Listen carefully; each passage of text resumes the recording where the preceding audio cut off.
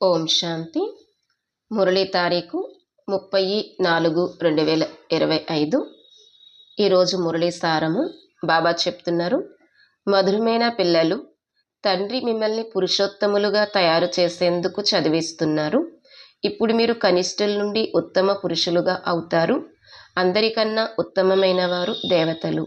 ప్రశ్న: ఇక్కడ పిల్లలైన మీరు ఏ శ్రమను చేస్తారు? అది సత్యుగంలో ఉండదు. జవాబు: ఇక్కడ దేహసహితంగా దేహం యొక్క సర్వ సంబంధాలను మర్చిపోయి ఆత్మాభిమానిగా అయి శరీరాన్ని విడిచిపెట్టేందుకు చాలా శ్రమించాల్సి వస్తుంది. సత్యుగంలో ఎటువంటి శ్రమ లేకుండా కూర్చునే శరీరాన్ని విడిచిపెడతారు. ఇప్పుడు మీరు నేను ఆత్మను, నేను ఈ పాత ప్రపంచాన్ని, పాత శరీరాన్ని విడిచిపెట్టాలి, కొత్తది తీసుకోవాలి అనే శ్రమను లేదా అభ్యాసాన్ని చేస్తారు. సత్యుగంలో ఈ అభ్యాసం యొక్క అవసరం ఉండదు. పాట: దూరదేశంలో నివసించేవారు. ఈరోజు ధారణ పాయింట్స్.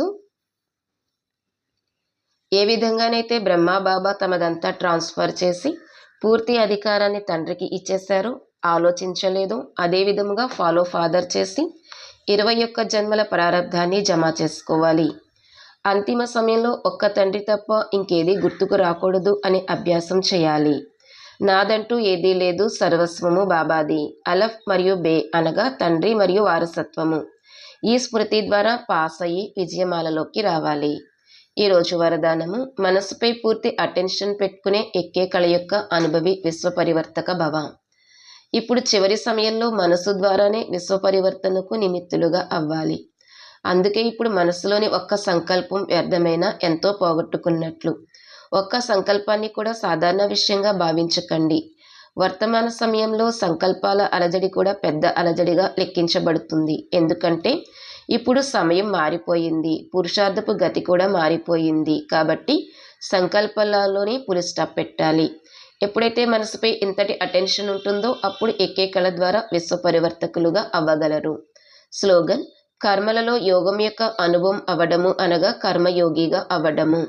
అవ్యక్త సూచన పాయింట్: బాబా మరియు మీరు ఈ కంబైన్డ్ రూపాన్ని అనుభవం చేస్తూ సదా శుభభావన, శ్రేష్ఠ కామన, శ్రేష్ఠవాణి, శ్రేష్ఠ దృష్టి, శ్రేష్ఠ కర్మల ద్వారా విశ్వ కళ్యాణికారి స్వరూపాన్ని అనుభవం చేసినట్లయితే క్షణంలో సర్వ సమస్యల్ని సమాధానపరచగలరు. సదా ఒక స్లోగన్ను గుర్తుంచుకోండి: సమస్యగాను అవ్వము, అలాగే సమస్యను చూసి అలజడి చెందము. స్వయం కూడా సమాధాన స్వరూపులుగా ఉంటాము మరియు ఇతరులకు కూడా సమాధానం ఇస్తాము. ఈ స్మృతి సఫలతా స్వరూపులుగా చేస్తుంది. ఓం శాంతి.